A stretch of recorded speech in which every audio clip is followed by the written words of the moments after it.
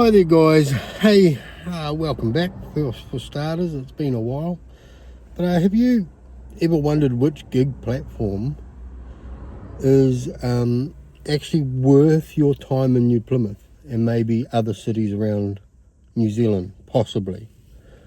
So today I'm going to be breaking down UberX, DoorDash and DeliverEasy. Look at that, oh, crooked. The benefits, the obstacles, and which platform I actually drive for. So make sure you stick around right to the end, because this is no rubbish.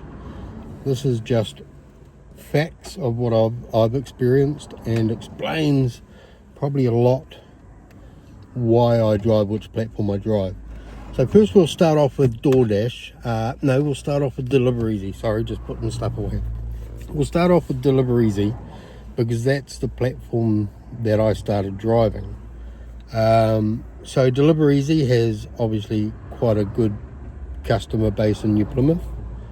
It was a great income boost while I was still employed doing another job. Their payment structure is set on, like, you know, a centre point, which is, say, New Plymouth, and then if it's outside of that ring, it's another fee outside. And so the further away you get from the centre point, the more the money. So it's not so much the distance that you drive. It is the distance that you drive, but it's calculated on, okay, it's within the centre of New Plymouth, so it's a $6 delivery fee. Okay, it's just outside of that, and so that becomes a $7 delivery fee. It's just outside of that, so it becomes an $8 delivery fee, and so on, which is okay. The way to make good money off that sort of platform is if you can get 2 or 3 orders, preferably from the same restaurant, going to the same sort of area. Sometimes you'd get a pickup, say McDonald's and KFC, and you still deliver, it's going to the same area, but there's 2 restaurants now that you've got to try to navigate to pick up these orders, and then 2 separate addresses. They contract to Woolworths for the milk run, so during the day that's pretty busy, and the milk run is another delivery platform set up that so let's say it's like a panic buy. So let's say you get home and you wanted chicken for dinner. You've got all the ingredients, but you forgot to get the chicken out that morning, right? You could milk run it. You'd get it within a certain time frame. Now, milk run originally started with the idea of no more than 24 items. I believe 24, 25 items. That's not monitored, and so beware, your milk run deliveries could be 6-7 bags, almost someone's groceries. Now with these platforms, DoorDash, DeliverEasy, they have the contract for express delivery. I'm not sure if anyone else does. Express delivery out of Woolworths is that. It's somebody ordering their groceries and getting it delivered within the hour. Now that is somebody's groceries, so that is a bootload of food, potentially. The problem with that is not only, you know, the restaurant foods, the milk run, and the express delivery for Woolworths, is that you got to find a park closest to possible. Supermarkets, pretty easy. There's always a park pretty close to the door. I always used the click and collect because that's all I was doing. I was getting in there collecting food to go. The restaurants, on the other hand, is particularly in New Plymouth, is we have the issue of parking. We have loading zones, but everybody seems to think after 5 p.m. loading zones are just your normal parking.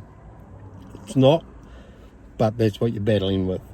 Secondly is turning up to the restaurant and the food's not ready. We have such a big problem here in New Plymouth with KFC on that part. KFC would have to be the worst in terms of picking up orders, because they're never ready. and they're always 10 to 15 minute wait. So let's say you find a park pretty close, you run to the restaurant, you wait, you get the food. Now you've got to go to the driveway, to the house. Bearing in mind that it's probably a street park, but you got to find this house. Then you got to take everything out. Let's say it's restaurant food. Take the bag of food, the drinks, up to the door, knock on the door, wait for them to arrive, hand it over. Unless it's a contactless delivery. Then you put it down on the doorstep, take a photo, done, delivered. With the milk run, same principle. You need to find the house. And in New Plymouth, particularly a lot of addresses, they don't have a driveway as such. They'll have a shed on the side of the road, but their house is elevated. Because, New Plymouth is quite a little hilly place. So you got to find a park. You got to run the milk run up. Hopefully it's only 2 or 3 bags. And knock on the door and wait. With express delivery, which is somebody's complete groceries, you could end up having to wheel a trolley out of the supermarket, load the boot of your car with somebody's groceries. Let's just say 8 bags, right? You can't carry 8 bags in one go. And then you've got to drive to the set address, which the house could be set off the road. And so then you're doing 2-3 trips from your car to the front door, to deliver a $7 delivery fee. So that's obstacles of DeliverEasy. The great thing about DeliverEasy is that it's a New Zealand owned company, right? So if you want to support New Zealand, DeliverEasy is the way to go. They have kicked me off their platform, not because I've been naughty, but because I have not used them in a certain time frame. And that was not my problem. Now, because I was driving UberX, DoorDash and DeliverEasy, with DeliverEasy you have to put in your roster. Now, at the end of the week they work out the roster and then there's open spaces. I would wait for those open spaces and I would apply to work those, and then I would work the other platforms around that, and they never approved any of those hours. So 3 weeks I think it took, and they wrote me an email, since I haven't used the platform, but they're going to remove me off the app, but in the future if I wish to, just to give them a contact. So that's all right. So now let's talk about DoorDash. DoorDash is pretty much the same as DeliverEasy, in a sense that you have to find the restaurant, you have to wait for the food, you have to jump back in your car, find the house, get to the door, knock on the door. Unless they're contactless, then you just place it down, take a photo. The problem with DoorDash is everything is timed.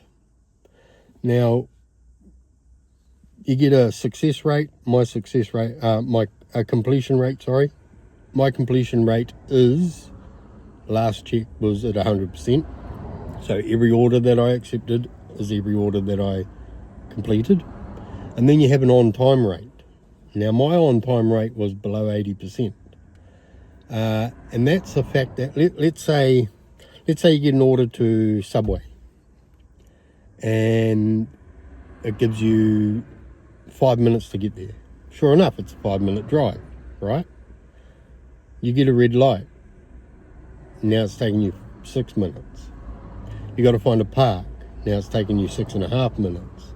Now you got to get into the restaurant. Now you're 7 minutes. The order's not ready.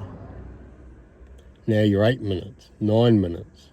So once you receive the order, that's all right. Collected order, ready to deliver, comes up.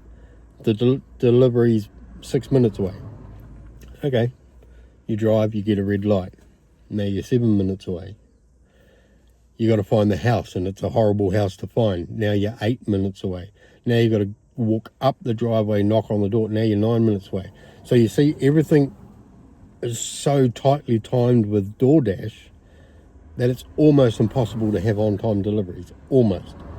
Now they have a contract with Chemist Warehouse, so you can be delivering people's medication, and you can get some people, like one. It took the lady, and this is no disrespect to the lady at all, but it took her 15 minutes to get to the door, and you cannot leave at the door. They have to be handed to the person who ordered it. And the reason why it took her so long was because she has mobility issues. So that's not her fault. But I got penalised for time delivery, and so they also do milk run with Woolworths. I have never had an express delivery out of Woolworths with them, so I'm not sure if they're contracted to do that.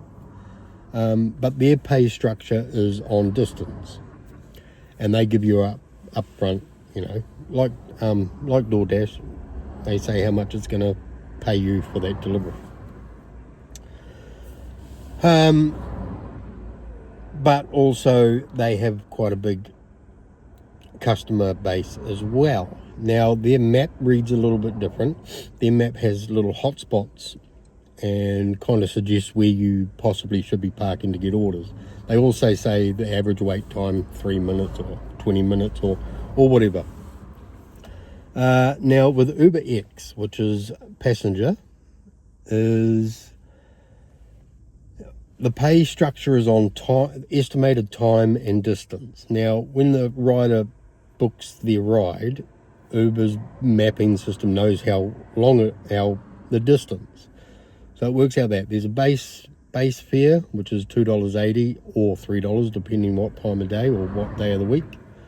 And then $2.14 a kilometre, I believe, plus like 43 cents a minute. So they're distance and time based. Now, if you get stuck in traffic and it takes you another couple of minutes, Uber will update that because that's not your problem. That's not your fault. If you get stuck in traffic going to pick them up, that's on you. But once you have the rider in the car, the algorithm can change. The pay structure can change. The amount that you get paid can change. And so you get a pickup point. So you drive to that pickup point. 9 times out of 10, they'll have their little pin live so you can see that they're at the pickup point. Sometimes they don't. That's fine. Now you get 2 minutes to wait for free. So that doesn't cost them, the rider, anything. Then after that, the counter starts to charge. And then once another 3 minutes has passed, so that's a total of 5, you can then cancel and get a cancellation fee. It is an issue in New Plymouth that people seem to book an Uber far too early. They get in the car and they're like, man, you were quick.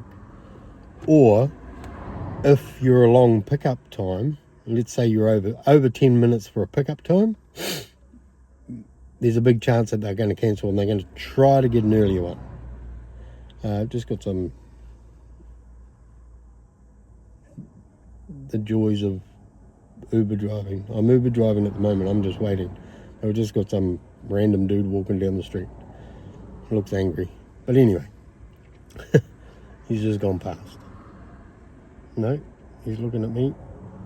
Nah. We've got some crackheads here. Sorry about that. So, now he's drop kicking the air. So, you go to your pickup point, you may have to wait.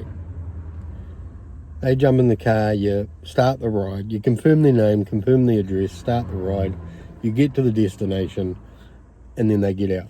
Now, there's no parking up, having to go get them. There's no dropping them off, having to get them to the destination. So, it's basically pull up, drive off, pull up, drive off. And the pay structure is distance and time. Now, as you can probably work out, I now drive UberX only for that simple reason. One, DeliverEasy has removed me from the app, so that's fine. I'm not going to reapply. 2, DoorDash time restraints are just far too tight to even keep a good rating. With UberX, it's pull up, drive off, pull up, drive off, which seems like I just want to be lazy. But for the small income that we get off these platforms, the less work you have to do, the more benefit it is to you. I'm not lazy by any means. I didn't mind delivering food, but now I'm doing UberX. Why would I go back work harder for the same money? Now UberX is obviously a bigger, but there's a bit of sun glare. Sorry guys. UberX now obviously has a bigger outlay. You have to have a certain vehicle no older than a certain year. Now in New Zealand you've got to run a COF, you've got to run a TSL number, you have to be P endorsed on your license, and you have to run a logbook. So obviously there's a bigger outlay. So does the benefits of just pull up, drive off outweigh the benefit of just being able to use any car with a registration and warrant as long as you're licensed and doing a bit of running around? That's up for you guys to decide. But for me, UberX suits me perfectly. Now the other thing is around the pay from the 3 platforms. So DeliverEasy, the pay that, let's say it's a $7 fee. Man, that glare's horrible. Yeah, I'll just keep my hand up. Sorry, there we go. So with DeliverEasy, they say that you're going to get $7 for the delivery. You do. They've already taken the GST out of it. Now with DoorDash, same thing. They say you're going to get this much, and they've already taken the GST out of it. Talking about GST, is you wouldn't do this without being GST registered. Because with UberX, and I'm not sure if this is the same for Uber Eats or not, but with UberX, they tell you how much you're going to get for the ride, which is fine. The GST has been taken out of it, and their fee. So they take 28% here in New Zealand, but 15% of that is the government's. So that leaves 8%, doesn't it? 13%. Man, my maths is bad. So at the end of the week, when they pay you what they said that they were going to pay you. They also invoice you for that fee, for that 13% fee. So since they invoiced you for that 13% fee, you can claim your GST back on that also.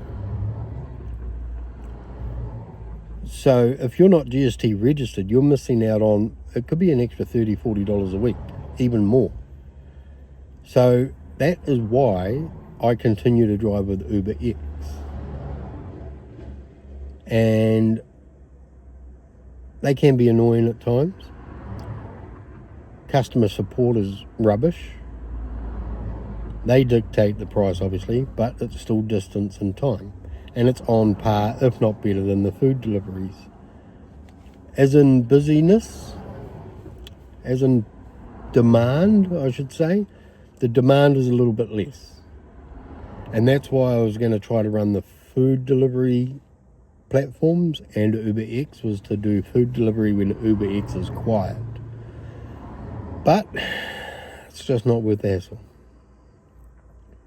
So if you're thinking about getting into any of this gig work around New Zealand, this is based on New Plymouth, but it's probably very, very similar to other countries, other cities around New Zealand.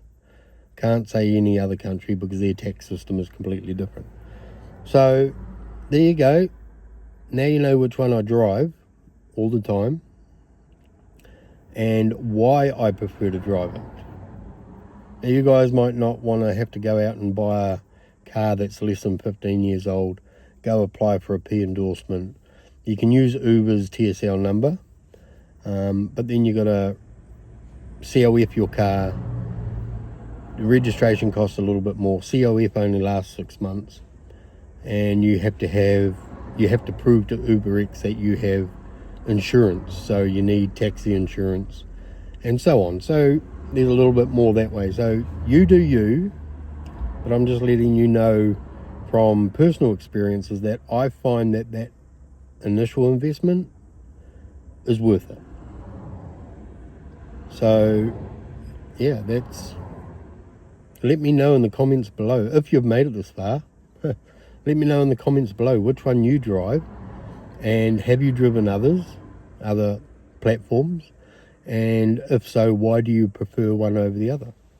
Let's get a discussion going. Let's feed off each other and build this. Moving forward too, make sure that you subscribe, because I really want to go live on some of my shifts. Obviously it won't be with the riders because that's illegal in New Zealand. So yeah, we need 50 subs, so help us get to 50 subs, and then we can start doing some lives while we're on shift, instead of doing these recordings and then having to upload it. But yeah, so let me know what you think. Until next time, which hopefully won't be as long as last time, because man, it's been a while, and I do apologize. But yeah, until next time, drive safe, love what you do it with a smile, and get food to people, or get people to where they got to go. Kia ora.